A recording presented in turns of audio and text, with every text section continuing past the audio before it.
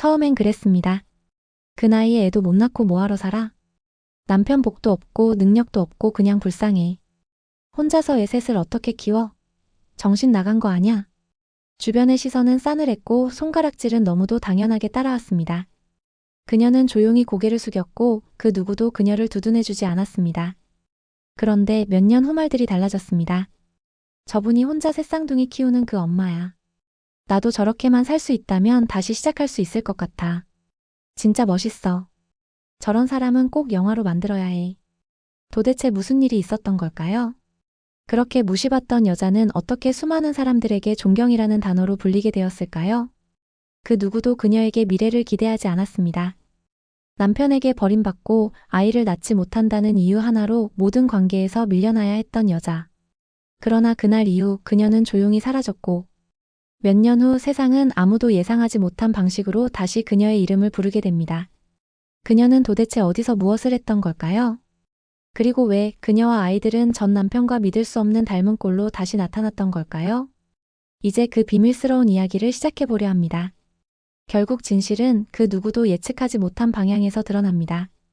이 놀라운 여정이 궁금하시다면 구독과 좋아요 그리고 알림 설정도 잊지 마세요.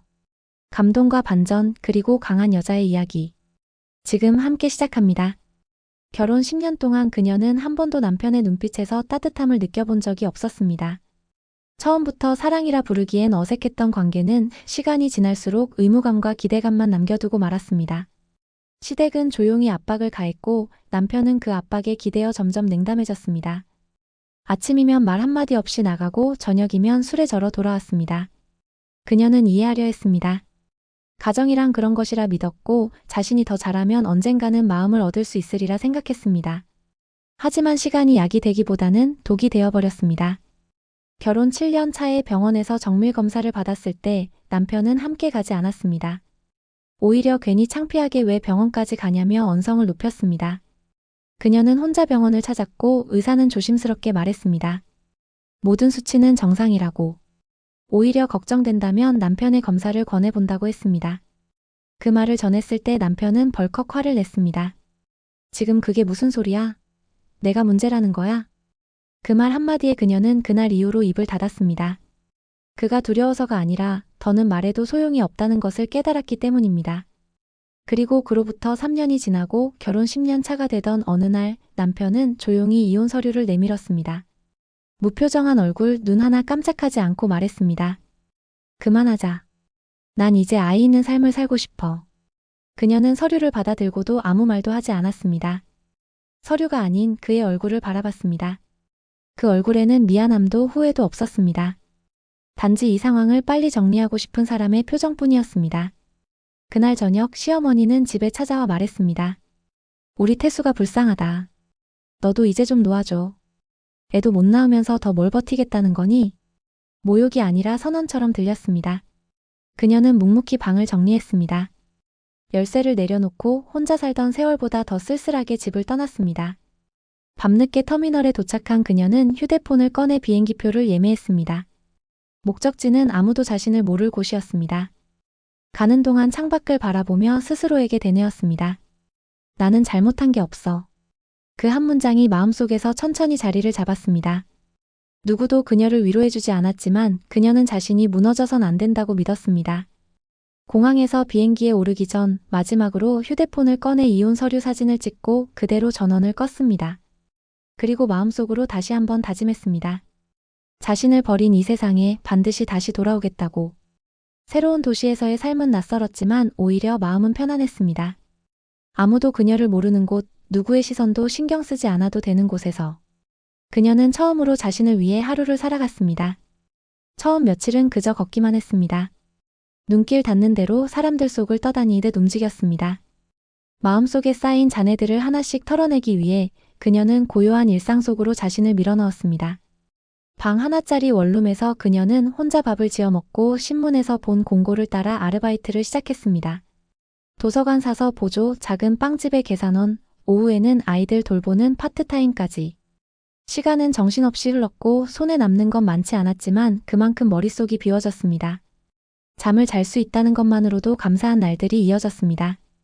그러던 어느 날 지하철역 계단을 오르다 쓰러진 노인을 도운 일이 계기가 되어 그녀는 근처 보건소 직원의 도움으로 무료 건강검진을 받게 되었습니다.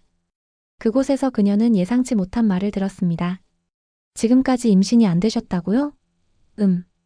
기록상으론 특별한 문제가 없습니다. 의사는 조심스럽게 말을 이었습니다. 정상적인 배란도 있고 자궁 상태도 건강하세요. 혹시 배우자분 검사는 받아보셨는지요? 그 말은 그녀에게 충격이었습니다. 오랜 시간 자신이 문제라고 믿어왔고 주변 모두가 그렇게 단정지었으며 심지어 그녀 자신도 그 판단에 의심을 품지 않았습니다. 그러나 지금 전문가는 전혀 다른 이야기를 하고 있었습니다. 그녀는 웃어야 할지 울어야 할지 알 수 없었습니다. 한동안 입을 다문 채 서 있다가 겨우 입을 열었습니다. 남편은 그 어떤 검사도 거부했습니다. 의사는 잠시 고개를 끄덕였고 그 표정엔 안타까움이 서려 있었습니다. 안타깝네요. 많은 분들이 그런 오해 속에 시간을 흘려보내곤 합니다. 하지만 이건 분명히 말씀드릴 수 있습니다. 환자분 임신이 불가능한 체질은 아니십니다. 그녀는 감사 인사를 하고 병원을 나왔습니다. 병원 앞 벤치에 앉아 가방 안에서 작게 접힌 이혼 서류 사진을 꺼내 한참을 바라봤습니다. 문득 그 종이가 그녀의 인생 전체를 짓눌러왔던 쇠사슬 같다는 생각이 들었습니다. 이제 그것을 끊어낼 시간이라는 걸 깨달았습니다. 그날 밤 방 안조명 아래 그녀는 노트 한 권을 펼쳤습니다. 앞장에 조용히 글을 적었습니다. 나는 아이를 낳을 수 있다. 나는 잘못된 판단에 속아 희생되었다. 이제부터는 나를 위한 선택을 하겠다. 펜끝이 종이를 누를 때마다 가슴속 무언가가 정리되는 듯 했습니다. 그녀는 다시 병원을 찾기로 했고 이번에는 진지하게 상담을 받기로 결심했습니다. 아이를 꼭 가져야 한다는 집착이 아니었습니다. 다만 자신이 결코 부서진 사람이 아니라는 증거를 삶 속에서 확인받고 싶었습니다. 밤하늘은 그날따라 유난히 맑았습니다. 그녀는 창문을 열고 별 하나를 바라보며 속으로 중얼거렸습니다. 나를 버린 그들이 아니라 나를 다시 찾게 해준 나 자신에게 고맙다. 병원을 다시 찾은 그녀는 이전보다 훨씬 단단한 얼굴을 하고 있었습니다. 접수 창구에 자신의 이름을 말하자 간호사는 밝게 웃으며 안내해 주었습니다. 이번에는 단순한 검진이 아니었습니다. 그녀는 난임센터에 상담을 받기로 했고 그 결정은 그녀 인생에서 가장 조용하지만 강렬한 전환점이 되었습니다. 의사는 정중하게 인사하며 그녀의 과거 기록을 천천히 넘겼습니다. 상담 내내 그녀는 조용히 고개를 끄덕였고 때때로 의사의 설명에 짧은 질문을 던졌습니다. 모든 것은 현실적으로 설명되었고 이론적으로 그녀는 임신 가능성이 충분하다는 결론에 도달했습니다. 단, 자연 임신보다는 인공수정 또는 시험관 시술이 더 안정적일 수 있다는 말도 함께 들었습니다. 자신만의 시간으로 생각하시면 됩니다. 꼭 누구를 위해서가 아니라 오직 본인을 위한 결정이어야 해요. 의사의 말에 그녀는 처음으로 마음이 움직였습니다.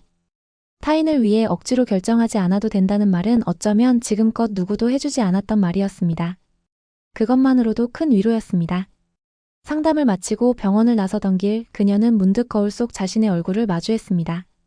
그 얼굴엔 수년 전의 두려움도 미련도 억울함도 없었습니다. 조금은 낯설게 느껴질 정도로 차분하고 단단한 여자의 얼굴이었습니다. 며칠을 고민한 끝에 그녀는 시험관 시술을 결심했습니다. 절차는 복잡했고 비용도 만만치 않았지만 그 무엇보다 마음을 다잡는 일이 가장 힘들었습니다. 시술을 받기까지의 과정은 기다림과 인내의 연속이었습니다. 하루하루가 불안했고 약물 치료에 따른 부작용도 견뎌야 했습니다. 몸은 피로했고 감정은 자주 흔들렸습니다. 하지만 그녀는 단 한 번도 뒤를 돌아보지 않았습니다. 자신이 진짜 원하고 있는 것이 무엇인지 스스로 알고 있었기 때문입니다. 첫 번째 시도는 실패로 돌아갔습니다. 두 번째도 마찬가지였습니다. 의사는 조심스럽게 가능성을 이야기했지만 그녀는 크게 낙담하지 않았습니다. 세 번째 시도를 앞둔 날 병원 복도에서 대기하던 그녀는 자신의 손을 가만히 쥐어보았습니다. 가늘고 힘없는 손처럼 보였지만 그 안에는 과거의 상처와 함께 불굴의 의지가 함께 쌓여 있었습니다. 이번이 마지막이라 생각하자. 혼잣말처럼 내뱉은 그 말 속엔 어떤 체념도 두려움도 없었습니다. 그저 담담함과 결연한 각오만이 담겨 있었습니다.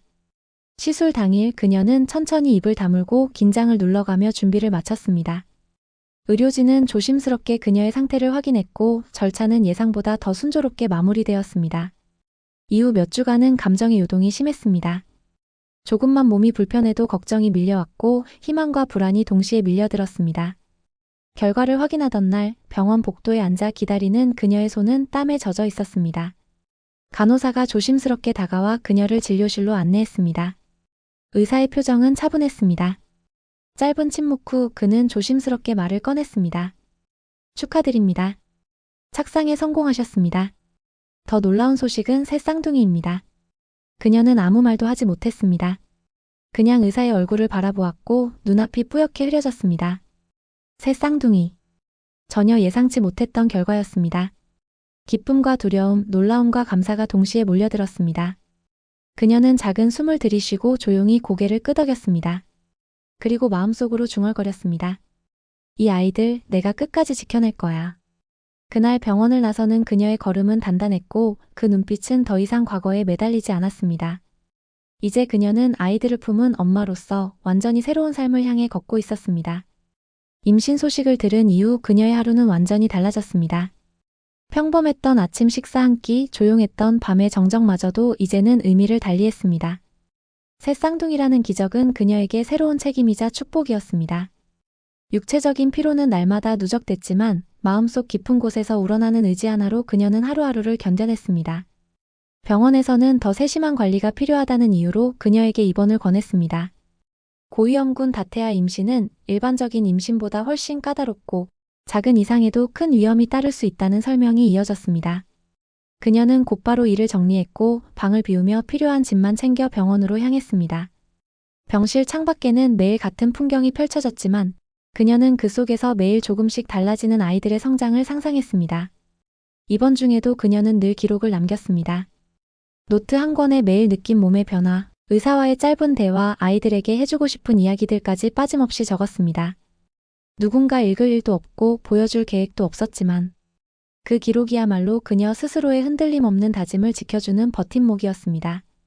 입원한 지 2달쯤 되었을 무렵 의료진은 예정일보다 빠르게 분만을 준비해야 한다고 말했습니다. 태아 한 명의 심장 박동에 약간의 불규칙이 나타났고 예방 차원에서 빠른 대응이 필요하다는 판단이었습니다. 그녀는 짧게 숨을 들이켰습니다. 갑작스러운 상황이었지만 전혀 당황하지 않았습니다. 그녀는 이미 모든 가능성을 마음속으로 연습해왔습니다. 분만은 새벽에 이루어졌습니다. 수술실의 강한 조명 아래 그녀는 침대 위에 조용히 누워 있었습니다. 의료진의 빠른 움직임 속에서 첫 번째 울음소리가 들렸고 이어서 두 번째, 세 번째 울음이 병실을 울렸습니다. 각기 다른 높낮이의 울음소리는 그녀에게 무슨 선율처럼 느껴졌습니다. 눈을 감은 채 그녀는 속으로 이름을 불렀습니다. 아직 정해지지 않았지만 마음속으로는 이미 오래전부터 불러온 그 이름들이었습니다. 첫째는 윤, 둘째는 재, 셋째는 수. 그 이름엔 특별한 의미가 담겨 있지 않았습니다. 단지 그녀에게 남겨진 세상의 전부를 담을 수 있는 가장 아름답고 소박한 이름이었을 뿐입니다. 출산 후 며칠간 그녀는 회복실에 머물렀습니다. 몸은 녹초였고 수면은 깊지 않았지만 아이들을 볼 수 있다는 생각 하나만으로 다시 눈을 떴습니다. 아이들은 인큐베이터 안에 작게 누워 있었습니다. 그녀는 매일 유리창 너머로 아이들을 바라보았고 그 순간마다 속삭이듯 이야기했습니다. 엄마가 여기 있어. 어디 가지 않을게. 그녀의 얼굴은 수척했지만 눈빛은 이전보다 훨씬 단단했습니다. 병원 간호사들은 그녀를 조용히 지켜보며 이야기를 나누곤 했습니다. 저렇게 조용한데도 참 강하신 분 같아. 혼자 키우신데 그래도 대단하시네. 누군가의 시선은 더 이상 그녀를 흔들지 못했습니다. 그녀는 새 아이를 품에 안은 채 조용히 새로운 삶의 문 앞에 서 있었습니다. 인큐베이터 앞에서 하루를 보내던 어느 날 의료진 중 한 명이 조심스럽게 물었습니다. 보호자나 남편분은 언제쯤 오실까요? 그녀는 고개를 가만히 저었습니다. 잠시 말을 고르다 담담하게 대답했습니다. 아빠는 없습니다. 대신 엄마가 셋 다 책임질 겁니다. 그 말이 나오고 나서야 그녀는 인생 전체를 관통하는 어떤 고리를 조용히 끊어낸 듯한 기분이 들었습니다. 더 이상 누구에게도 기대지 않고 누구에게도 인정받지 않아도 되는 길을 선택한 여자의 담백하고도 명확한 선언이었습니다. 퇴원 수속을 마치고 병원을 나서는 길, 그녀는 새아이를 품에 안은 채 천천히 발걸음을 옮겼습니다. 유모차에 작은 몸을 맡긴 아이들은 조용히 잠들어 있었고 그녀는 머릿속으로 앞으로의 삶을 그려나갔습니다. 처음으로 그린 미래엔 언제나 자신 하나만 있었지만 이제는 셋이라는 존재가 중심이 되어 그려졌습니다. 병원에서 소개받은 임대주택은 작지만 따뜻한 공간이었습니다. 집 앞엔 작은 공원이 있었고 창문을 열면 햇살이 곧장 안방 깊숙이 스며들었습니다. 그녀는 이 작은 집에서 아이들과의 첫날을 시작했습니다. 아침이면 일어나 젖병을 데우고 낮이면 새아이의 울음소리에 맞춰 하루를 분주히 보냈습니다. 밤이면 혼자 남은 조용한 거실에 앉아 새아이가 잘 자고 있는지 확인한 후 겨우 눈을 붙일 수 있었습니다. 새 아이는 서로 다른 성격을 가지고 있었습니다. 첫째는 조용하고 잘 울지 않았지만 둘째는 배고프면 어김없이 큰 소리로 울었고 셋째는 혼자 깨어있기를 좋아했습니다. 그녀는 하루에도 몇 번씩 옷을 갈아입고 손을 씻고 바닥을 닦았습니다. 그러나 단 한 번도 힘들다는 말을 입 밖에 내지 않았습니다. 오히려 아이들이 우는 소리는 자신이 살아있음을 증명해주는 소리처럼 느껴졌습니다. 어느 날 동네 보건소에서 연락이 왔습니다. 다자녀 가정을 위한 정부 지원 프로그램에 등록되었고 일정한 금액의 보조금과 육아 지원 물품이 제공될 예정이라는 소식이었습니다. 그녀는 전화를 끊은 후 혼잣말처럼 중얼거렸습니다. 세상이 나를 다시 받아주는 것 같네. 조금씩 숨통이 트이기 시작하자 그녀는 아이들의 미래에 대해 생각하기 시작했습니다. 더 좋은 환경, 더 따뜻한 공간, 더 안정된 수입. 그래서 밤마다 노트북을 켜고 온라인으로 일거리를 찾았습니다. 글을 쓰는 재능이 있었던 그녀는 간단한 글을 작성해주는 프리랜서 일을 시작했습니다. 낮에는 아이를 돌보고 밤에는 조용히 자판을 두드리는 생활. 잠은 줄어들었지만 마음은 점점 단단해졌습니다. 하루는 동네 카페에서 아이들과 잠시 머물던 중 낯선 여인이 말을 걸었습니다. 그녀보다 나이가 조금 더 있어 보였고 부드러운 말투로 아이들을 예뻐했습니다. 새 쌍둥이세요? 세상에 참 보기 드문 기적이네요. 그녀는 짧게 웃으며 고개를 끄덕였습니다. 여인은 자리에 앉으며 말을 이었습니다. 아이들 아빠는 참 좋으시겠어요. 이렇게 예쁜 애들을 셋이나 두셨으니. 그녀는 잠시 시선을 피한 채 대답했습니다. 그 아이들 아빠는 이 기적이 오기 전에 떠난 사람이에요. 순간 분위기가 조용해졌습니다. 여인은 놀란 듯 보였지만 곧 입꼬리를 올리며 말했습니다. 그럼 기적은 온전히 당신의 것이네요. 멋지십니다. 그날 집으로 돌아오는 길 그녀는 유모차에 손을 얹은 채 하늘을 올려다보았습니다. 어느새 봄은 지나고 초여름의 햇살이 거리를 가득 채우고 있었습니다. 아이들이 꿈틀거리며 눈을 떴고 그녀는 유모차를 멈춘 채 아이들을 내려다보며 조용히 속삭였습니다. 우린 여기까지 왔어. 이제 더 멀리 갈 수 있어. 그녀의 말은 누구를 향한 다짐이 아니라 이제는 스스로에게 주는 격려였습니다. 아무도 그녀를 위로해주지 않았지만 이제는 그럴 필요조차 없다는 걸 스스로 알고 있었습니다. 아이들이 돌을 맞이하던 해 그녀는 생애 처음으로 생일잔치를 준비했습니다.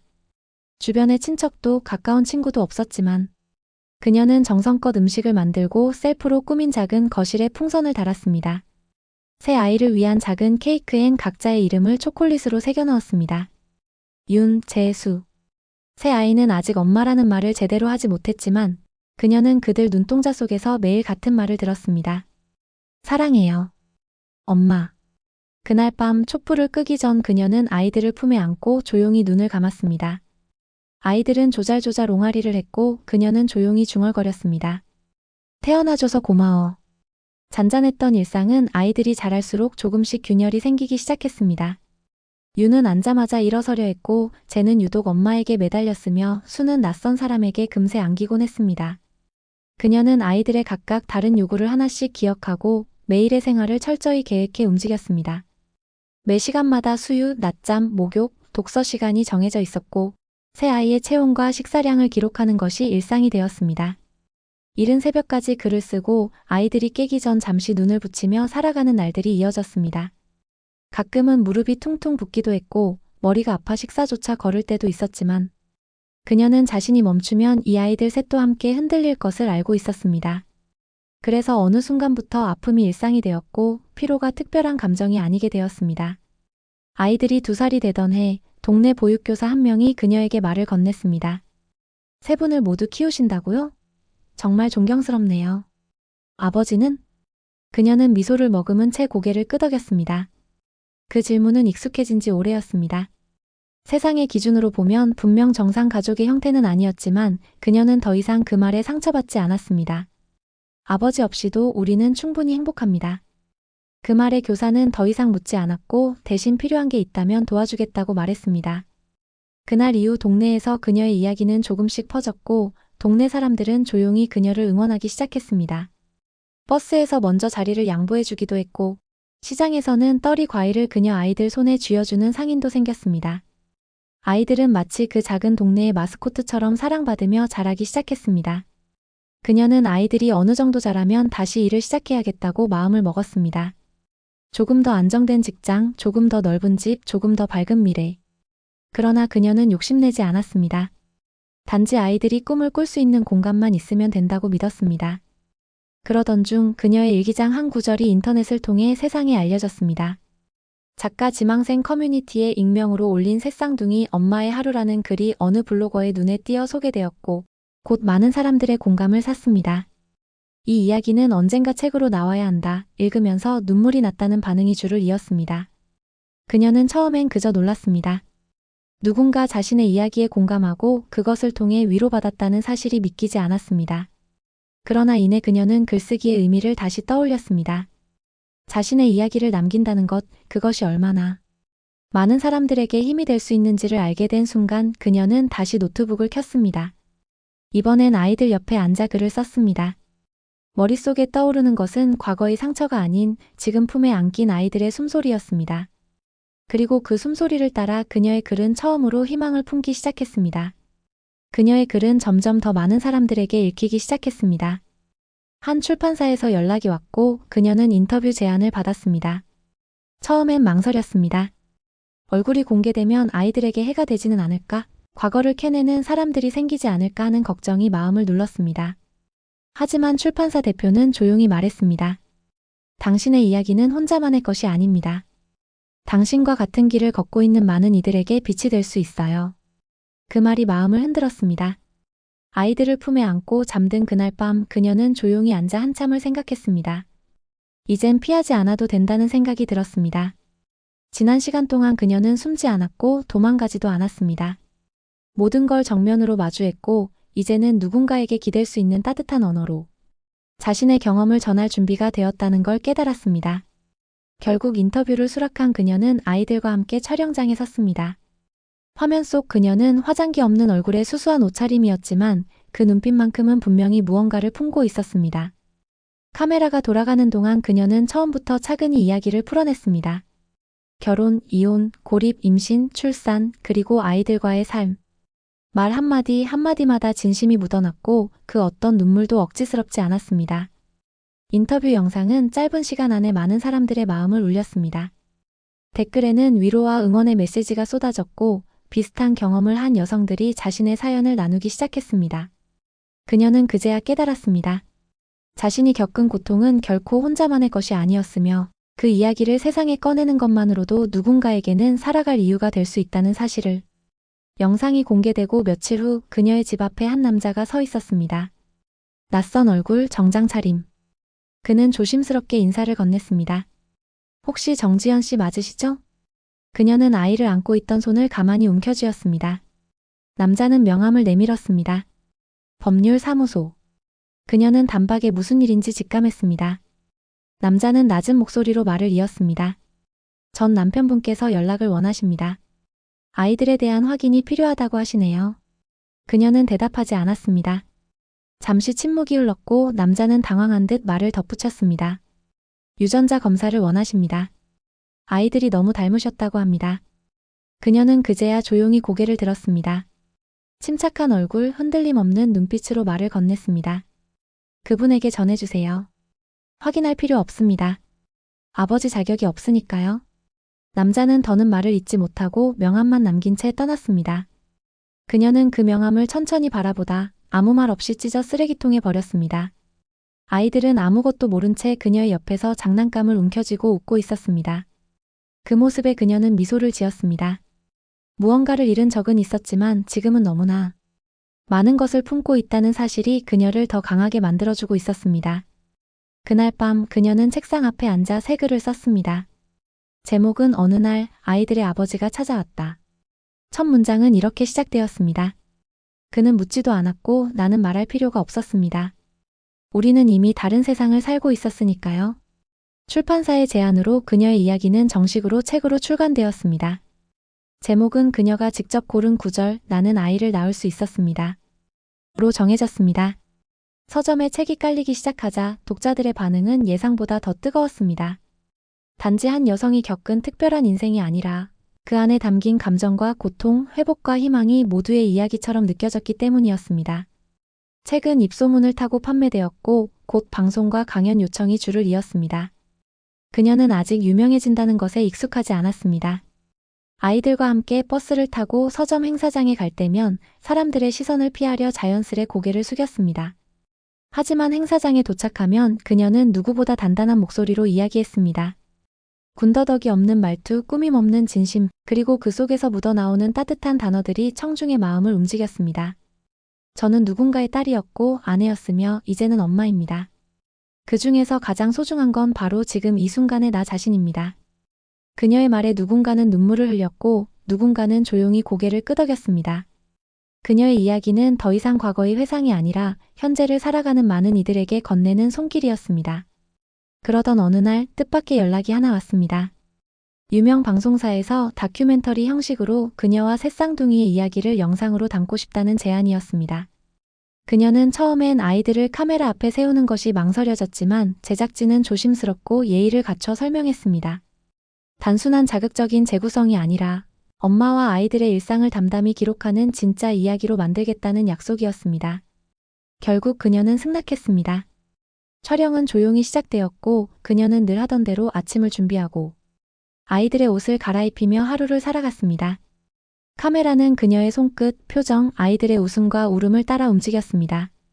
화려한 배경도 꾸며진 대사도 없었지만 그 화면 하나하나가 사람들의 마음을 강하게 두드렸습니다. 방송이 나간 날 그녀의 휴대폰은 쉴 틈 없이 울렸습니다. 인터뷰 요청, 팬레터, 공감의 메시지, 심지어 이름 모를 사람들로부터 전해진 도움의 손길. 어떤 이는 장난감을 보냈고 어떤 이는 책을 읽고 새로 희망을 갖게 되었다며 감사 인사를 전했습니다. 그날 저녁 그녀는 아이들과 함께 거실에 앉아 작은 케이크를 꺼냈습니다. 특별한 날은 아니었지만 그녀는 이유 없이 축하하고 싶었습니다. 아이들은 초를 보며 신기해했고 그녀는 조용히 불을 끄며 마음속으로 빌었습니다. 지금 이 시간이 오래오래 우리 곁에 머물기를. 촛불이 꺼진 자리엔 아이들의 웃음이 가득했습니다. 그 웃음은 과거를 지우지 않았지만 그 위에 새로운 기억을 덧입히기에 충분했습니다. 그녀는 매일을 살아내며 과거에 복수하지 않았습니다. 오히려 그 과거를 딛고 누구보다 따뜻한 내일을 만들어가고 있었습니다. 어느 누구도 대신 살아줄 수 없는 삶 속에서 그녀는 자신과 아이들의 세계를 하나씩 조용히 세워가고 있었습니다. 방송 이후 그녀의 삶은 조금 더 바빠졌습니다. 아이들을 돌보는 시간 외에도 강연 일정과 인터뷰 요청이 이어졌고 동네에서는 이제 모르는 사람이 없을 정도로 그녀는 유명한 엄마가 되어 있었습니다. 하지만 그녀는 변하지 않았습니다. 여전히 유모차를 밀고 장을 보고 아이들의 머리를 직접 감기며 하루 3번 식사를 손수 준비하는 일상을 소중히 여겼습니다. 그 유명세 덕분에 그녀의 삶의 뜻밖의 인물들이 다시 등장하기 시작했습니다. 오래전 연락이 끊긴 친정어머니가 방송을 보고 나타났고 그녀는 잠시 당황했지만 차분히 어머니를 마주했습니다. 수년간 냉랭했던 관계였지만 그녀는 원망 대신 조용한 인사를 먼저 건넸습니다. 잘 지내셨죠? 어머니는 울먹이며 말을 이었습니다. 너무 늦게 와서 미안하다. 그때 널 제대로 지켜주지 못한 게 두고두고 후회된다. 그녀는 그 말을 듣고도 아무 대답을 하지 않았습니다. 대신 주방으로 들어가 차를 끓였고 오래된 찻잔을 꺼내어 테이블에 올렸습니다. 오랜 침묵 끝에 어머니가 컵을 들었습니다. 두 사람은 조용히 마주 앉아 차를 마셨고 그 안에는 사과와 용서, 아픔과 회복이 모두 담겨 있었습니다.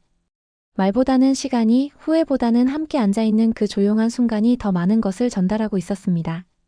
어머니는 이따금 아이들을 보기 위해 찾아오기도 했고 처음엔 경계하던 아이들도 점차 그녀에게 익숙해졌습니다. 그렇게 잊혀졌던 가족의 끈도 서서히 제자리를 찾아갔습니다. 그러나 그녀의 마음속에 가장 깊게 남아있는 과거는 아직 마주하지 않은 채 남아있었습니다. 아이들이 3살이 되던 해 겨울 법원으로부터 한 통의 서류가 도착했습니다. 전 남편 측에서 제기한 친자 확인 및 친권 요구 관련 청구서였습니다. 그녀는 순간적으로 마음이 싸늘해지는 것을 느꼈지만 이내 천천히 서류를 읽었습니다. 그가 다시 아이들을 자신의 삶에 끌어들이려 한다는 사실이 분명해졌고 그 의도는 단순한 호혜가 아닌 다른 무엇이었습니다. 변호사를 통해 확인한 결과 그는 아이들과의 유전자 일치 가능성을 세상에 알림으로써 자신의 명예를 회복하려는 목적이 있었습니다. 그녀는 더 이상 화내지도 당황하지도 않았습니다. 단지 그가 얼마나 여전히 자신밖에 모르는 사람인지, 얼마나 무책임한지 다시 한번 확인했을 뿐이었습니다. 법정에서 그녀는 단호하게 말했습니다. 이 아이들은 제 삶의 전부입니다. 저는 이 아이들이 과거의 그림자가 아닌 스스로의 이름으로 자랄 수 있기를 바랍니다. 그 사람은 이 아이들에게 아무것도 하지 않았고 앞으로도 아무것도 해줄 수 없습니다. 판사는 그녀의 진심 어린 진술을 조용히 받아들였습니다. 증거와 정황, 과거의 기록들이 모두 그녀의 진실을 말하고 있었고 재판은 그녀의 승소로 마무리되었습니다. 전 남편은 더 이상 어떤 법적 권리도 주장할 수 없었고 그녀는 법정에서 아이들의 존재를 온전히 지켜냈습니다. 그날 밤 아이들은 그녀의 품에서 조용히 잠들었습니다.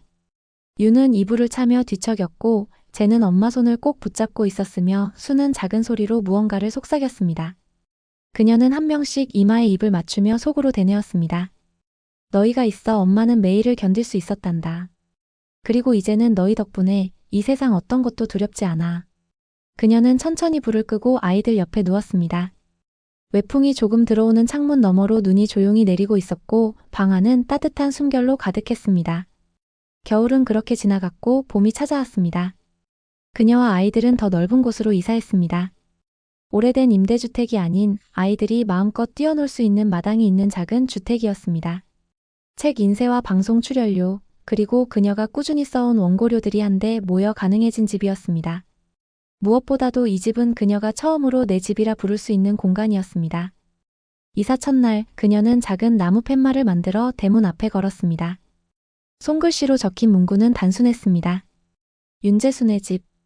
아이들의 이름이 들어간 그 문구를 바라보며 그녀는 깊은 숨을 들이쉬었습니다. 처음으로 삶이 그녀를 밀어내지 않고 받아들이고 있음을 느꼈습니다. 새로운 동네에서도 그녀는 특별한 존재가 되었습니다. 사람들이 다가올 때마다 그녀는 조용히 인사했고 어떤 사연도 스스로 먼저 꺼내지 않았습니다. 그녀는 과거를 무기로 삼지 않았습니다. 그저 지금의 자신과 아이들이 살아가고 있는 현실을 가장 소중히 여겼습니다. 어린이집 선생님은 그녀에게 말했습니다. 아이들이 정말 밝고 예뻐요. 상처받은 아이들이 아니라 사랑받고 자란 아이들이라는 게 딱 느껴져요. 그 말은 그녀의 마음에 깊은 울림을 주었습니다. 부모의 상처가 곧 아이들의 상처가 되지 않을까 두려웠던 지난 날들이 떠올랐고 그 두려움과 싸우며 지켜온 모든 시간이 그 순간 보상받는 것 같았습니다. 아이들은 하나둘 말이 느는 시기에 접어들었고 제잘거림이 끊이지 않았습니다.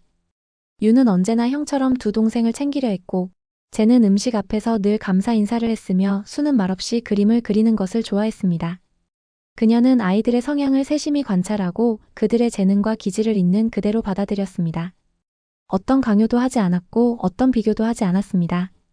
그녀가 겪어왔던 억압을 이 아이들이 결코 겪지 않기를 바랐기 때문이었습니다. 그리고 또 하나의 소식이 찾아왔습니다. 그녀가 그동안 써왔던 원고들이 책으로 묵혀 출간될 예정이라는 연락이었습니다. 이전 출간 작가는 다른 성격의 책이었습니다. 육아 일기, 엄마로서의 단상, 아이들과의 대화, 매일 적어내려간 작은 감정들이 하나의 이야기로 묶인 책. 제목은 새 아이의 엄마로 산다는 것으로 정해졌습니다. 출간 기념회가 열리던 날 그녀는 아이들과 함께 행사장에 들어섰습니다.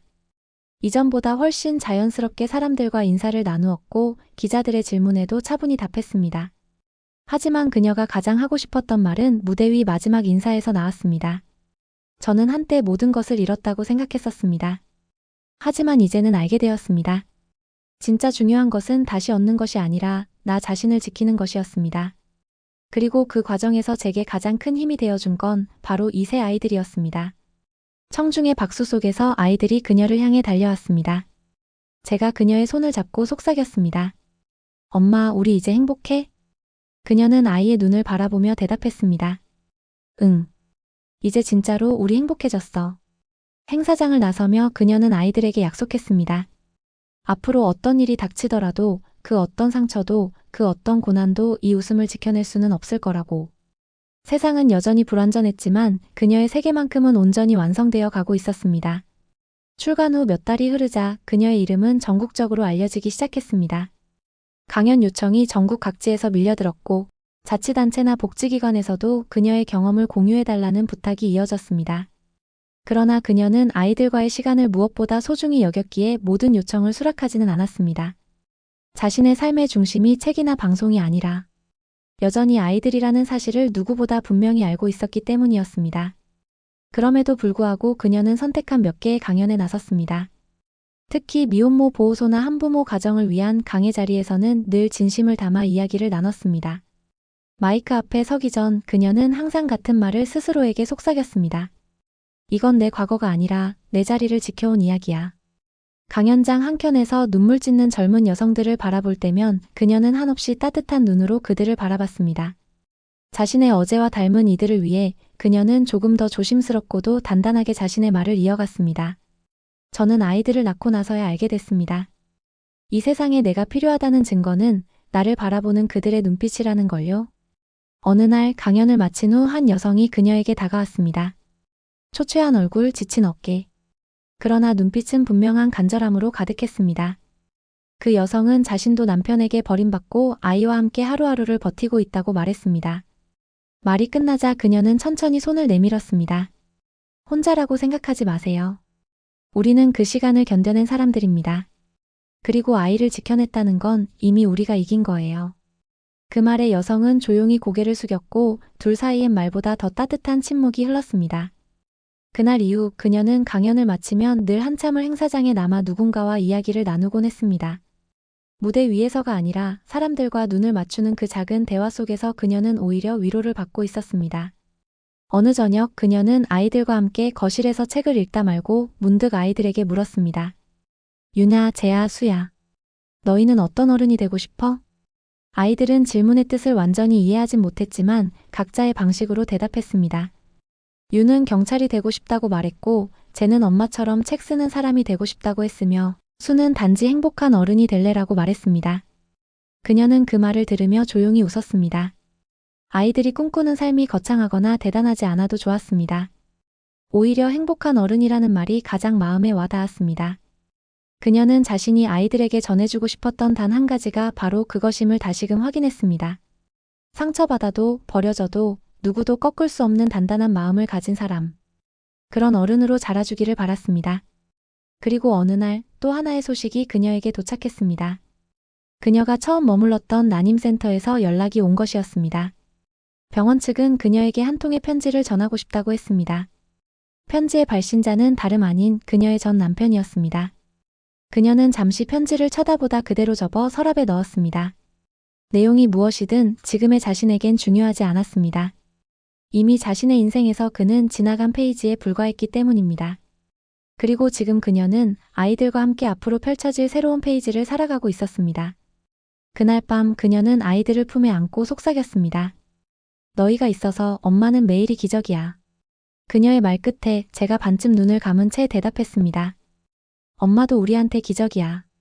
그 말은 그녀가 평생 찾아 헤맸던 위로이자 가장 완전한 구원이었습니다. 그녀는 이제 세상 속에서 스스로 빛을 내는 존재가 되어 있었다. 더 이상 누군가의 그늘 아래 서 있지 않았고 누군가의 인정이나 용서를 바라지도 않았다. 그녀의 모든 날은 아이들과 함께 완성되었고 그 안에서 수많은 사연들이 피어나고 있었다. 계절이 바뀔 무렵 그녀는 작은 결심을 하게 되었다. 오랜만에 여행을 떠나기로 한 것이었다. 아이들이 태어난 후 처음 맞이하는 가족여행. 외지에 나가려면 짐도 많고 준비도 복잡했지만 그녀는 아이들에게 넓은 세상을 보여주고 싶었다. 새로운 하늘, 다른 바람, 다른 냄새가 나는 거리. 세상이 얼마나 크고 그 안에서 아이들이 얼마나 소중한지를 느끼게 해주고 싶었다. 여행지는 바다였다. 그녀가 오래전 어린 시절 잠깐 다녀왔던 도시의 작은 항구 마을. 낡은 기차를 타고 도착한 마을은 조용했고 바닷바람은 기억보다 더 따뜻했다. 아이들은 파도 소리에 신기해하며 모래를 손에 쥐고 소리를 질렀고 그녀는 조금 떨어진 벤치에 앉아 그 모습을 조용히 바라보았다. 그녀는 카메라를 꺼내 아이들을 찍기 시작했다. 화면 속에서 아이들은 웃고 달리고 서로 손을 잡고 있었다. 그 사진 하나하나엔 그녀의 시간과 감정, 눈물이 고스란히 담겨 있었다. 셔터를 누를 때마다 그녀는 속으로 중얼거렸다. 이게 내가 살아온 이유야. 하루가 저물 무렵 아이들과 함께 해변 근처 민박집에 들어와 뜨거운 물에 몸을 씻기고 작은 방 한 구석에 함께 누웠다. 아이들이 하나둘 잠들자 그녀는 조용히 밖으로 나왔다. 바다의 밤은 고요했고 그녀는 바위에 걸터앉아 파도 소리를 들었다. 그 순간 문득 옛날의 자신이 떠올랐다. 모든 것을 잃었다고 믿었을 때 아무도 믿을 수 없던 시간. 차가운 병원 복도, 텅 빈 방 안, 침묵뿐이던 밤들. 그러나 그 모든 어둠이 있었기에 지금의 자신이 있었다. 그녀는 다시금 깨달았다. 복수도 증명도 증오도 이제는 아무런 의미가 없었다. 오로지 이 시간을 지켜내는 것. 지금 곁에 있는 아이들의 미래를 밝혀주는 것. 그게 그녀가 살아야 할 이유였다. 그녀는 바다를 향해 속삭였다. 잘 왔어, 지연아. 이제는 너도 너를 안아줘도 돼. 그 말은 스스로를 향한 위로였고 동시에 마침내 내뱉은 용서였다. 그녀는 자신을 버렸던 이들보다 더 오래, 더 깊이 자신을 버리고 있었음을 이제야 인정할 수 있었다. 그리고 그 모든 시간에서 벗어나 진짜 자기 자신을 마주한 첫 순간이었다. 방으로 돌아왔을 때 아이들 사이에 작은 공간이 비어 있었다. 그녀는 조용히 그 틈에 몸을 뉘고 아이들의 온기를 양팔로 끌어안았다. 창밖에선 파도 소리가 들리고 있었고 방 안은 숨소리로 가득 찼다. 그 숨소리는 그녀에게 이 세상 어떤 음악보다도 아름다웠다. 그녀는 눈을 감으며 조용히 웃었다. 오늘 하루는 그녀의 삶에서 가장 평온한 날이었고 또 가장 진실된 날이기도 했다. 여행에서 돌아온 후 그녀는 더욱 단단해진 사람이 되어 있었다. 바다에서의 며칠은 몸과 마음을 정리해주는 시간이었고 오랜만에 스스로를 객관적으로 바라볼 수 있는 기회였다. 도시로 돌아오자 그녀는 작은 변화들을 하나씩 시도했다. 아이들과의 일상을 조금 더 정리하고 자신의 글쓰기도 체계적으로 이어나갔다. 이제 그녀는 하루의 시작을 자신만의 글상자 앞에서 열었다. 아침이 되면 가장 먼저 노트북을 열고 짧은 일기를 썼다. 오늘 아이들이 어떤 표정을 지었는지, 어떤 냄새가 났는지, 어떤 말을 주고받았는지. 그 기록들은 감정의 낱말이기도 했고 한 여성의 인생이 차곡차곡 쌓여가는 시간이기도 했다. 그녀의 일기들은 꾸준히 온라인 커뮤니티에 업로드되었고 어느 순간부터 사람들은 그녀의 글을 치유의 글이라 부르기 시작했다. 독자들은 그녀의 단어 하나하나에 위로를 받았고 자신도 살아갈 수 있을 것 같다는 희망을 발견했다고 적었다. 그녀는 거기에 일일이 응답하진 않았지만 마음속으로 한 명 한 명에게 조용히 고개를 숙이며 감사했다. 그러던 어느 날 그녀의 책을 기반으로 드라마와 제안이 들어왔다. 처음엔 거절할 생각이었다. 너무 자극적으로 편집되진 않을까, 아이들의 사생활이 침해되지 않을까 하는 두려움이 앞섰다. 하지만 제작진은 철저한 사전 협의를 약속했고 이야기를 다룰 때 최대한의 존중을 보이겠다고 했다. 무엇보다도 그녀를 움직이게 한 건 기획안의 제목이었다. 지켜낸 이름들. 그 제목을 보자마자 그녀는 울컥 눈물이 났다. 자신이 아이들이 자신을, 그렇게 서로가 서로를 지켜내며 살아온 세월이 하나의 이름이 되었고 드라마로 사람들에게 전해진다는 사실은 놀랍고도 감격스러웠다. 그녀는 조용히 동의했고 시나리오 검토에도 직접 참여하며 이야기가 흐트러지지 않도록 보탰다. 드라마가 방영되기 시작한 날 그녀는 아이들과 거실 소파에 앉아 조용히 첫 방송을 지켜봤다. 화면 속 주인공은 익숙한 듯 낯설었고 대사는 현실과 비슷하면서도 조금 더 아름다웠다. 그러나 그 모든 허구 속에서도 진심이 담긴 순간들은 분명히 있었다. 특히 주인공이 법정에서 아이들을 지키기 위해 떨리는 목소리로 말하는 장면에서 그녀는 주먹을 꼭 쥐었습니다. 내가 아이를 낳은 게 아니라 이 아이들이 나를 다시 태어나게 했습니다. 그 장면을 본 후 그녀는 고개를 숙인 채 한참을 움직이지 못했다. 옆에서 제가 조용히 말했다. 엄마, 그건 진짜 엄마 얘기 같아. 그녀는 천천히 고개를 들고 아이를 바라보며 웃었습니다. 맞아, 엄마 이야기야. 그런데 우리 이야기이기도 해. 드라마는 뜨거운 반응을 불러일으켰고 그녀의 삶은 다시 한번 조명을 받았다. 하지만 그녀는 그 모든 관심 속에서도 늘 한결같았다. 유명인이 아닌, 작가도 아닌 새 아이의 엄마. 그녀는 그 이름만으로 충분했다. 한 방송 출연 후 제작진 중 한 사람이 조용히 그녀에게 다가와 물었다. 혹시 지금 가장 바라는 게 있다면 뭐가 있을까요? 그녀는 그 질문에 오랜만에 진지하게 고민했다. 그리고 아주 단순한 대답을 내놓았다. 아이들이 커서도 지금처럼 저를 자랑스러워해줬으면 좋겠어요. 그리고 아이들 스스로도 자기 인생을 부끄러워하지 않기를 바랍니다. 그녀의 바람은 거창하지 않았지만 그 속엔 세상을 향한 가장 큰 신뢰와 믿음이 담겨 있었다. 시간은 빠르게 흘러 어느덧 아이들이 초등학교에 입학하는 날이 다가왔다. 그녀는 밤새 교복을 다림질했고 신발장에 가지런히 놓인 새 운동화를 보며 마음을 다잡았다.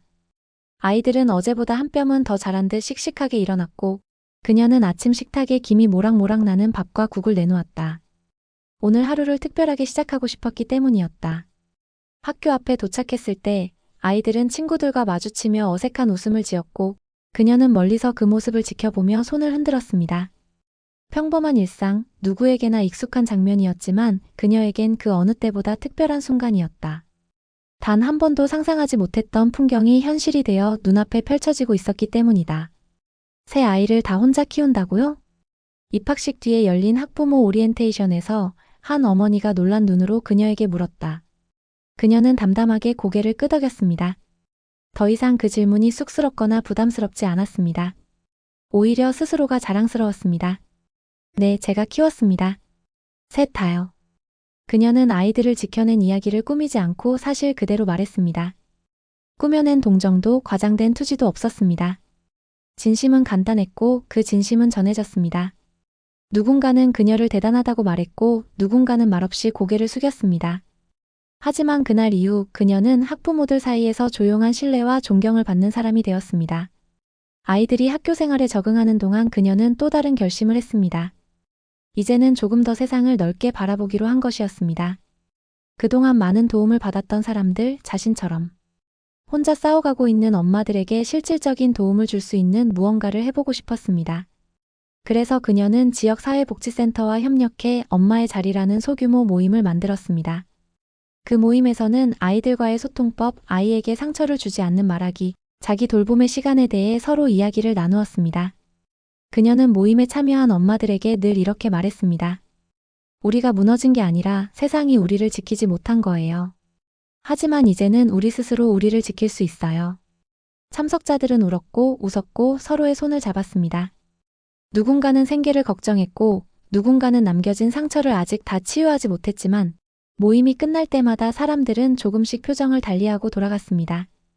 그녀는 그 변화를 볼 때마다 자신이 지나온 시간이 결코 헛되지 않았음을 다시 한번 깨달았습니다. 어느 날 한 젊은 엄마가 모임이 끝난 후 그녀에게 조심스럽게 말을 걸었습니다.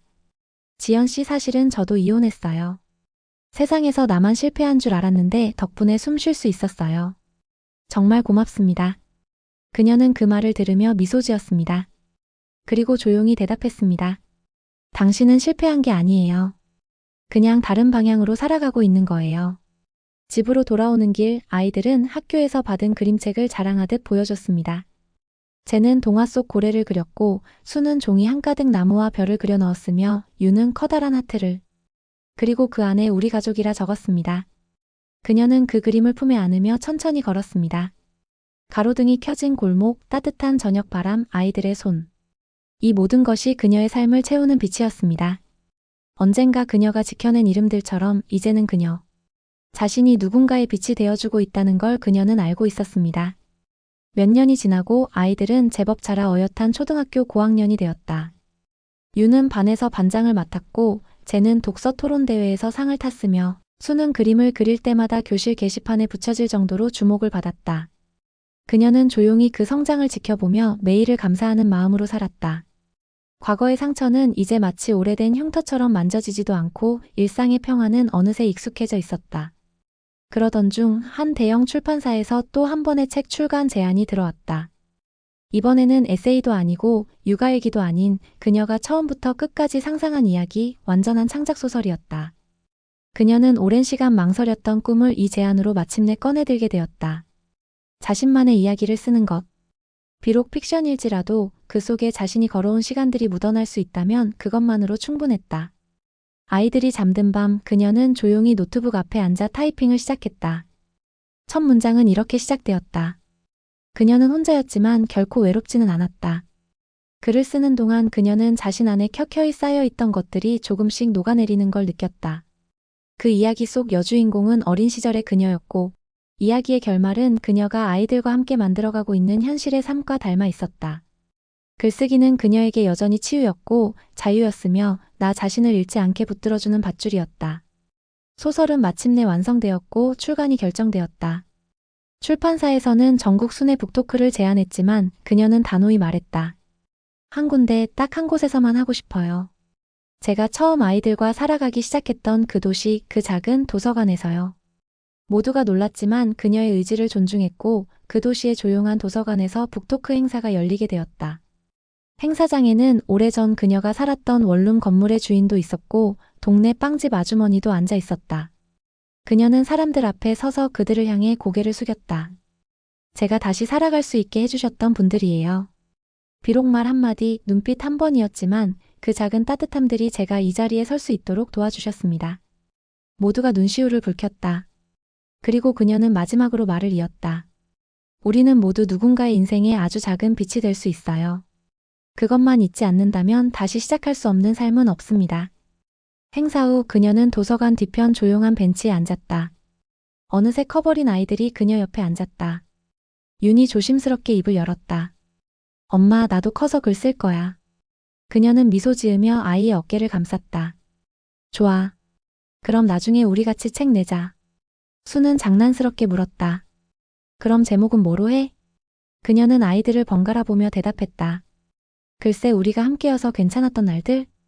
아이들은 동시에 웃었다. 그녀도 함께 웃었다. 그 순간 그녀는 알았다. 자신의 이야기는 이제 끝이 아니라 이 아이들을 통해 계속 이어질 것이라는 것을. 그리고 그것만으로도 그녀는 아주 충분히 행복했다. 그해 겨울 그녀는 처음으로 가족 사진을 찍기로 했다.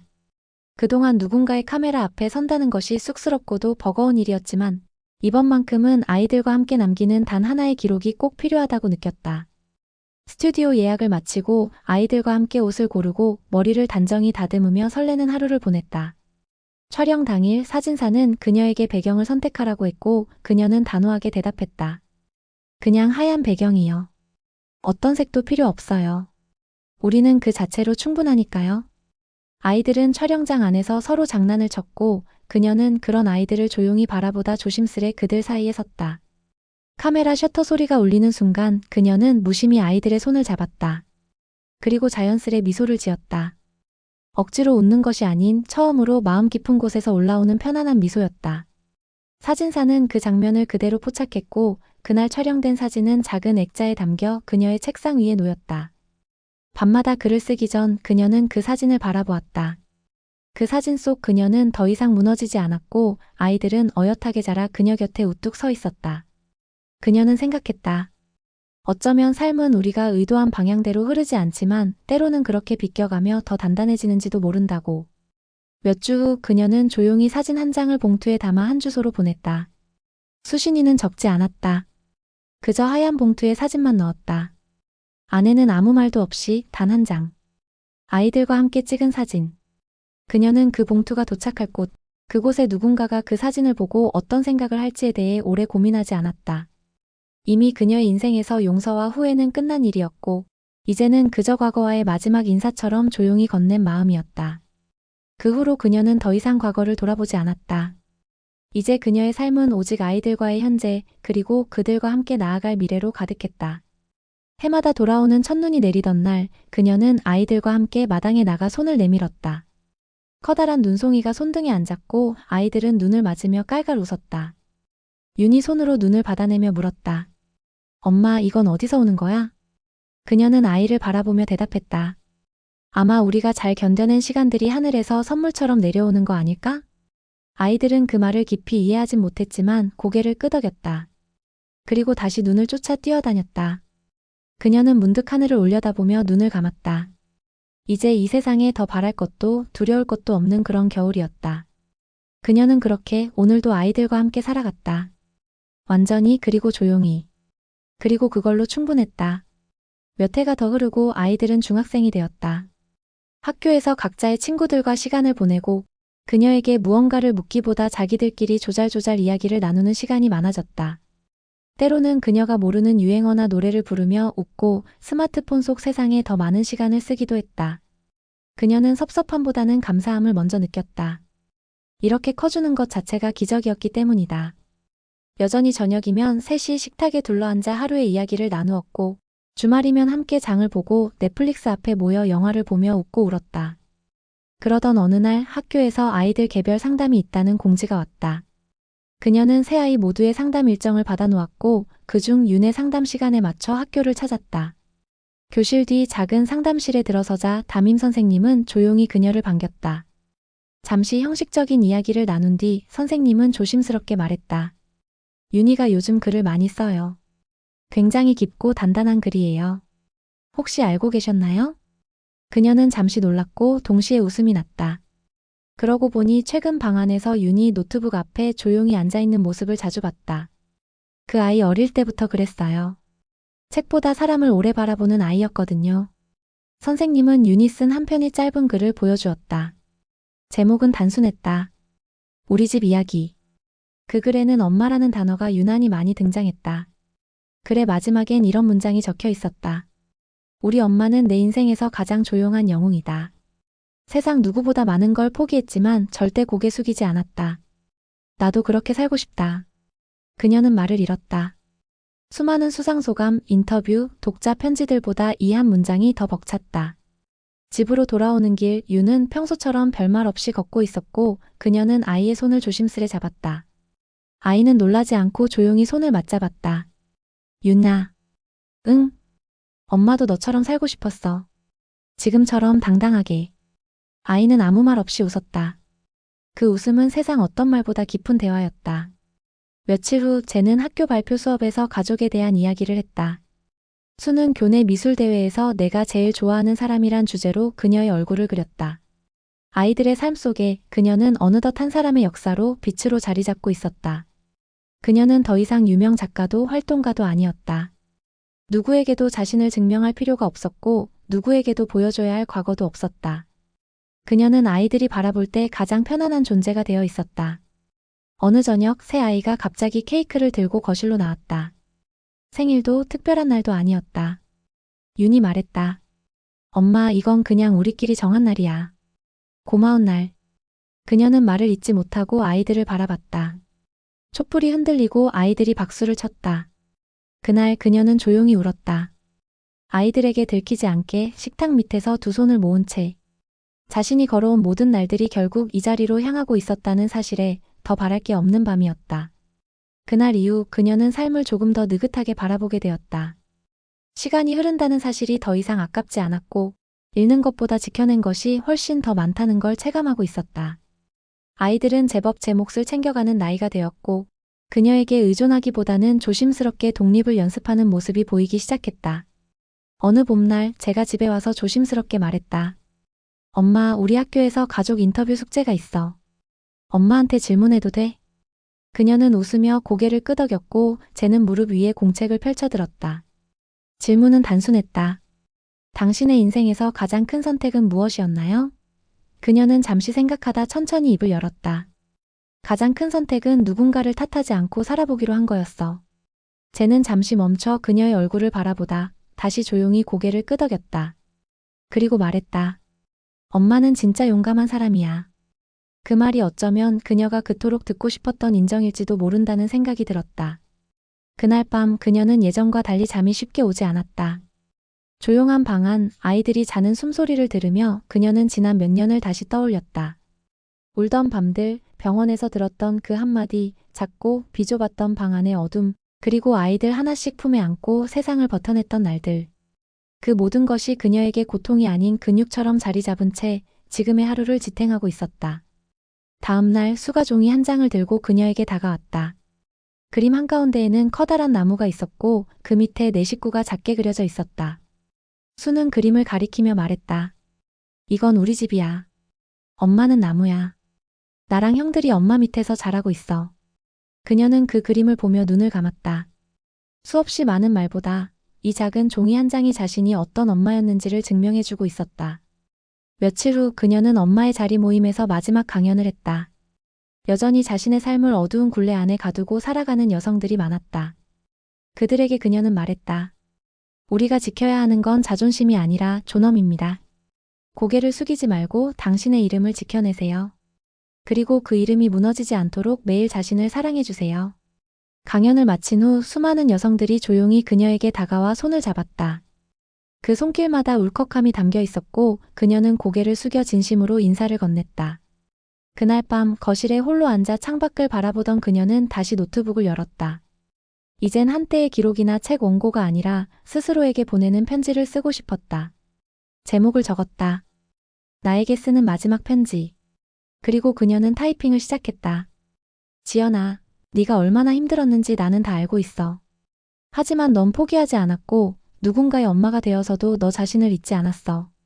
이제는 누구의 허락 없이도 너를 사랑할 수 있는 사람이 되었구나. 참 잘 살아왔다. 정말 고생 많았어. 이제 네가 사랑받을 차례야. 그녀는 마지막 문장을 마치고 숨을 천천히 들이켰다. 아이들의 웃음이 들리는 부엌 쪽에서 조용히 문이 열렸다. 수가 고개를 빼꼼 내밀며 물었다. 엄마, 우리 같이 잘래? 그녀는 미소 지으며 고개를 끄덕였다. 그럼. 같이 자자. 그녀의 하루는 그렇게 또 아이들과 함께 마무리되었다. 아주 평범하고 조용하지만 세상 어느 누구보다 빛나는 하루였다. 계절이 몇 번 더 바뀌고 어느덧 아이들은 고등학생이 되었다. 교복을 입고 집을 나서는 아이들은 키가 그녀를 훌쩍 넘어 있었고 말수는 줄었지만 가끔 웃으며 건네는 농담 속에는 그녀와 닮은 따뜻함이 배어 있었다. 그녀는 여전히 매일 아침 아이들을 배웅하고 저녁이면 식탁에 앉아 그날의 짧은 이야기들을 듣곤 했다. 어떤 날은 학교에서 있었던 재미있는 일, 또 어떤 날은 말없이 숙제에 파묻혀 있는 아이들의 고요한 모습이 전부였지만 그 모든 순간이 그녀에게는 충분히 소중했다. 하루는 윤이 조심스럽게 말을 꺼냈다. 엄마, 나 대학에선 심리학 공부하고 싶어. 그녀는 놀라지 않았다. 오히려 마음 깊이 반가웠다. 누군가의 마음을 들여다보고 위로하고 싶은 마음은 어쩌면 윤 안에서 자라온 모든 시간들이 만들어낸 자연스러운 결실이었을 것이다. 좋아. 엄마는 네가 무엇을 하든 응원할 거야. 그녀는 그렇게 말했다. 단 한 번도 아이들에게 원하는 길을 강요한 적 없었고 단지 스스로에게 떳떳한 사람이 되길 바랐다. 그리고 그 아이들은 그 기대를 묵묵히 실천하며 자라주었다. 그날 밤 그녀는 다시 글을 쓰기 시작했다. 이번엔 책이 아니라 연설문이었다. 지방도시에서 열리는 한 복지 포럼의 기조 연설자로 초청받았기 때문이었다. 그녀는 단 한 사람의 마음만이라도 움직일 수 있다면 충분하다고 생각하며 조용히 원고를 정리했다. 행사 당일 무대에 선 그녀는 예전보다 더욱 차분하고 깊은 목소리로 이야기를 시작했다. 저는 한때 제 이름을 잃은 채 살았습니다. 누구의 아내였고 누구의 며느리였고 누구의 실패로만 불렸습니다. 하지만 이제는 제 이름으로 살아갑니다. 정지연, 아이 셋을 키운 엄마이자 여전히 꿈을 꾸는 여자입니다. 객석은 조용했다. 사람들은 눈을 떼지 않고 그녀를 바라봤고 고개를 끄덕이는 이들도 조용히 눈시울을 훔치는 이들도 있었다. 그녀의 마지막 말은 더 이상 과거를 회상하지 않았다. 그것은 지금을 사는 이들에게 보내는 손길이었다. 당신이 지금 외롭다면 잘 견디고 있는 중입니다. 당신이 지금 울고 있다면 그건 아직 무너지지 않았다는 증거입니다. 그러니 당신의 이름을 잊지 마세요. 언젠가는 반드시 그 이름이 누군가에게 길이 되어줄 겁니다. 연설이 끝난 후 많은 사람들이 다가와 그녀에게 말을 걸었다. 누군가는 딸을 떠올렸고 누군가는 자신의 이야기를 나누었다. 그녀는 모든 사람의 이야기를 귀 기울여 들었고 그들의 삶을 진심으로 받아들였다. 그리고 집으로 돌아온 그날 밤 아이들이 거실에 모여 앉아 있었다. 윤은 조심스럽게 말했다. 엄마, 우리 졸업하면 여행 갈래요? 넷이 같이. 그녀는 깜짝 놀랐지만 곧 미소를 지었다. 어디든 좋아. 너희가 함께 있는 곳이라면. 그날 밤 그녀는 처음으로 아이들과 함께 미래를 계획하며 잠이 들었다. 지금까지는 내일만을 바라보며 살아왔다면 이제는 몇 년 뒤라는 시간도 상상할 수 있게 된 자신을 느꼈다. 창밖엔 늦은 봄비가 조용히 내리고 있었다. 아이들의 방에선 작은 웃음소리가 새어나왔고 그녀는 조용히 두 눈을 감았다. 지금 이 삶이 아주 멀고도 먼 과거의 어느 추운 날 지쳐 쓰러졌던 자신에게 들려줄 수 있는 가장 따뜻한 대답이 되어주고 있다는 사실을 느끼며 그녀는 한 번도 놓지 않았던 자신을 가만히 안아주었다. 그해 여름 그녀와 아이들은 오랜만에 긴 시간을 들여 여행을 떠났다. 목적지는 특별하지 않았다. 윤이 직접 고른 작은 섬 관광객보다 현지 어민이 더 많은 조용한 마을이었다. 새 아이는 짐을 나르고 배편을 예약하고 일정표를 손수 정리하며 한 명의 동반자로서 함께 움직였다. 섬에 도착하자 바닷바람이 먼저 인사를 건넸다. 하늘은 낮게 깔렸고 물비린내 섞인 공기가 도시에서 익숙해진 그들의 숨결을 씻어냈다. 그녀는 민박집 툇마루에 앉아 아이들이 해안가를 뛰노는 모습을 바라봤다. 햇볕에 반사된 파도결 위로 윤의 웃음소리가 멀리 퍼져갔고 재와 수는 조개 껍데기를 주우며 경쟁을 하듯 뛰었다. 저녁 무렵 네 사람은 직접 잡은 조개와 장을 본 식재료로 작은 요리를 해먹었다. 불완전한 조리도구와 낯선 주방이었지만 그 안에 웃음과 수다, 조용한 눈맞춤이 녹아 있었다. 평범한 식탁이 세상에서 가장 완전한 식사가 되었다. 식사를 마치고 나서 그녀는 아이들과 함께 모래사장을 걸었다. 달빛이 바다 위로 길게 내려앉았고 파도는 조용히 그들의 발끝을 적셨다. 그 순간 수가 문득 물었다. 엄마는 혼자였던 시간 많이 무서웠어? 그녀는 걸음을 멈췄다. 바다를 바라보며 잠시 말이 없었고 아이들도 조용히 발자국을 멈췄다. 그리고 그녀는 낮은 목소리로 대답했다. 무서웠지. 혼자 있는 게 아니라 아무도 내 편이 없을까봐 그게 더 무서웠어. 그런데 지금 생각해보면 그 시간이 있었기에 지금 이 바다도 너희 손도 이렇게 소중해졌나 봐. 제가 말했다. 난 엄마가 울던 거 한 번도 못 봤어. 그녀는 웃었다. 울었지. 다만 너희가 자고 있을 때였을 거야. 수는 작게 중얼였다. 다행이다. 엄마가 우리한테는 안 보여줘서. 그녀는 조용히 아이들의 머리를 쓰다듬었다. 말없이 가볍게. 말이 부족해도 다 전해지는 순간이었다. 밤이 깊어질 무렵 네 사람은 텐트를 치고 함께 누웠다. 파도 소리와 풀벌레 소리, 아이들의 숨소리가 조용히 섞였다. 별이 유난히 선명한 하늘 아래 그녀는 속으로 혼잣말을 했다. 이제야 진짜 처음으로 내가 원하던 가족이 되었구나. 그녀는 더 이상 그 어떤 외로움에도 흔들리지 않는 사람이 되어 있었다. 과거는 여전히 그녀의 삶에 흔적을 남겼지만 그 흔적마저도 따뜻한 기억이 될 만큼 그녀는 먼 길을 걸어왔고 지켜왔고 살아냈다. 다음 날 아침 아이들은 해 뜨기 전 그녀를 깨웠다. 수평선 위로 붉게 번지는 햇살을 보자며 그녀는 눈을 비비며 해안가로 걸어갔다. 그곳에 네 식구가 나란히 서서 한참을 아무 말 없이 일출을 바라보았다. 그 순간 윤이 작게 말했다. 이 장면 평생 기억할 거야. 그녀는 조용히 대답했다. 그래. 우리 네 사람의 시작이 바로 이 아침이면 좋겠다. 바다는 조용히 숨을 쉬고 있었고 그 숨결 위에 네 사람의 그림자가 길게 드리워졌다. 세상은 여전히 완벽하지 않았지만 그들이 서 있는 이 자리는 어느 누구보다 단단하고도 평화로웠다. 여름 여행 이후 그녀의 삶에는 다시 잔잔한 일상이 찾아왔다. 그러나 그 일상은 이전과는 조금 달랐다. 아이들이 스스로의 선택을 하며 삶의 폭을 넓혀가고 있었고 그녀는 더 이상 모든 걸 지켜보는 보호자가 아니라 조용히 기다려주는 사람이 되어가고 있었다. 윤은 대학 진학을 앞두고 자기만의 시간을 원했다. 도서관에서 혼자 책을 읽고 친구들과 늦게까지 토론을 나누고 때로는 집에 돌아와도 말없이 방문을 닫고 방 안에 머물렀다. 그녀는 처음엔 그 변화에 낯설었지만 곧 익숙해졌다. 아이가 자신만의 세계를 갖는다는 건 기쁜 일이었다. 쟤는 학급 대표가 되어 바빠졌고 수는 미술학원에서 매주 작품을 하나씩 완성해왔다. 아이들 모두 각자의 길을 차근히 찾아가는 모습이었다. 그녀는 점점 줄어드는 저녁 식탁의 대화 속에서도 아이들의 성장을 느꼈고 더는 그 침묵을 외로움으로 받아들이지 않았다. 그녀는 한밤중에 다시 글을 쓰기 시작했다. 예전처럼 누군가를 향한 기록이 아니라 이제는 온전히 자신만을 위한 문장이었다. 그 문장들은 때로는 짧은 단상이고 때로는 오래전 기억 속 한 장면이었다. 그녀는 글을 쓰며 자신이 어떤 삶을 살았는지를 조용히 복기했고 그것이 너무 복잡하거나 애틋하지 않아도 괜찮았다. 그저 살아왔다는 사실 자체가 글이 되었다. 가을이 깊어가던 어느 날 그녀는 예전 난임센터의 담당 의사로부터 편지를 받았다. 짧은 손편지였다. 지연 씨, 그때의 선택은 제 인생에서 가장 큰 배움이었습니다.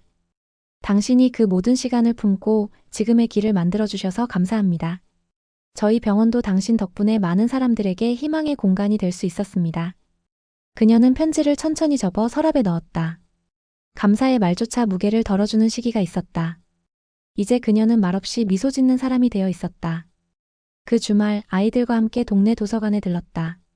오래된 서가에 묵은 냄새가 배어 있었고 아이들은 각자의 관심사대로 책을 골랐다.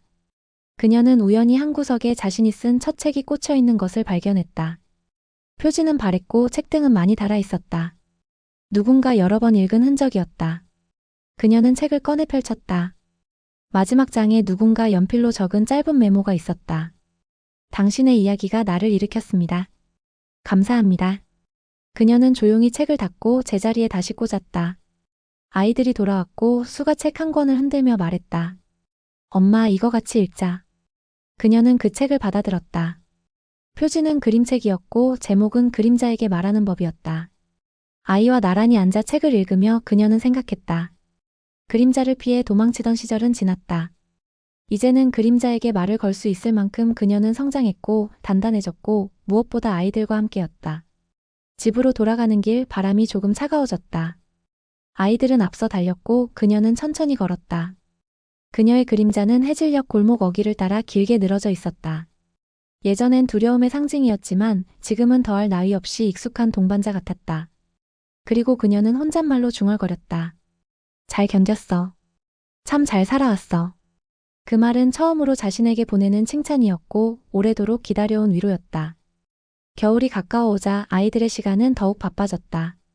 대학 입시 준비로 유는 독립적인 생활을 요구했고 쟤는 중학교 마지막 학기를 준비하며 학교 행사에 전념했고 수는 미술대회와 포트폴리오 준비로 주말마다 외부 전시회장을 다녔다.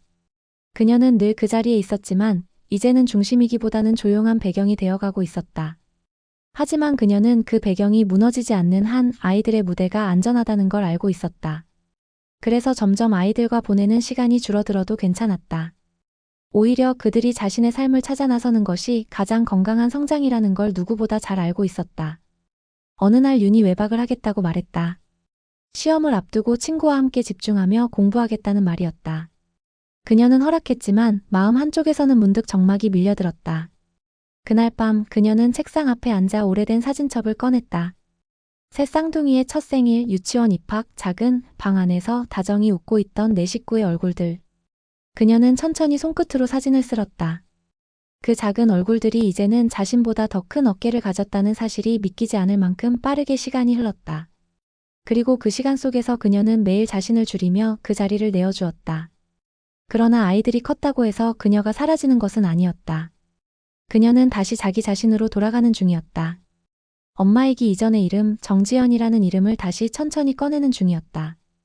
며칠 후 동네 문화센터에서 열리는 시 창작 수업에 참여 신청을 했다. 작가로서의 활동은 줄였지만 순전히 자신을 위한 글을 쓰고 싶다는 갈망이 생겼기 때문이었다. 수업 첫날 낯선 얼굴들과 마주 앉은 그녀는 오래전 자신이 그토록 두려워하던 혼자라는 시간을 이제는 담담히 받아들이고 있었다. 그녀가 첫 시간에 쓴 시는 단 5줄이었다. 나는 아주 작은 집을 지었다. 그 안에는 3개의 웃음이 살고 창밖에는 나무보다 느린 계절이 흐르며 문턱에는 그림자가 쉬어간다. 그리고 나는 오늘도 무너지지 않았다. 수업이 끝난 후 강사는 그녀에게 다가와 조용히 말했다. 지연 씨의 시에는 삶이 담겨 있어요. 그냥 단어들이 아니라요. 그녀는 감사 인사를 하고 조용히 교실을 나섰다. 바람이 차가워졌지만 마음속에는 오래 잊고 있던 따뜻함이 피어나고 있었다. 혼자 걷는 길이 외롭지 않게 느껴진 건 정말 오랜만이었다. 그날 저녁 제가 갑자기 그녀에게 다가와 말했다. 엄마 있잖아. 요즘은 그냥 엄마가 좋아. 그녀는 놀라서 아이를 바라보았다. 왜 갑자기? 쟤는 어깨를 으쓱이며 말했다. 그냥 특별한 이유는 없고. 엄마는 항상 우리 옆에 있잖아. 뭔가 엄마가 있으면 마음이 놓여. 그녀는 대답 대신 아이를 조용히 안아주었다. 아이들은 더 이상 품에 쏙 들어오지 않았지만 여전히 마음은 그녀의 품 안에 있었다. 그녀는 알고 있었다. 아이들이 언젠가는 집을 떠나 각자의 삶을 살게 될 것이다. 그리고 언젠가는 진짜로 이 집에 혼자 남게 될 것이다. 하지만 그녀는 그마저도 두렵지 않았다. 그 긴 시간 동안 자신은 단 한 번도 무너지지 않았으니까. 창밖에는 첫눈이 내리고 있었다. 그녀는 조용히 마당으로 나가 손을 뻗었다. 처음 내리는 눈송이 하나가 그녀의 손등 위에 앉았다. 아주 조용하고 아주 가볍게.